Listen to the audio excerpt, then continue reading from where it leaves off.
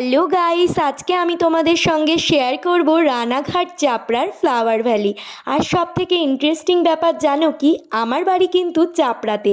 সেই কারণে আমি তোমাদের সামনে সঠিক তথ্যটা তুলে ধরবো যে চাপড়ায় আসলে তোমরা লাভ করবে নাকি লস করবে।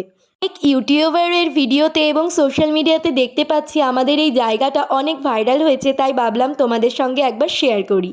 চাপড়ার বেশিরভাগ মানুষই কিন্তু কৃষিজীবী, আর এখানে কিন্তু ফুলের চাষের ওপর সবাই নির্ভরশীল এবং ফুলের ব্যবসাদার। বিভিন্ন রকম দামি দামি ফুল এবং সুন্দর সুন্দর ফুলের এখানে চাষ হয়। তো তোমরা এখানে আসলে অবশ্যই, যারা প্রকৃতি প্রেমী তাদের খুবই ভাল লাগবে।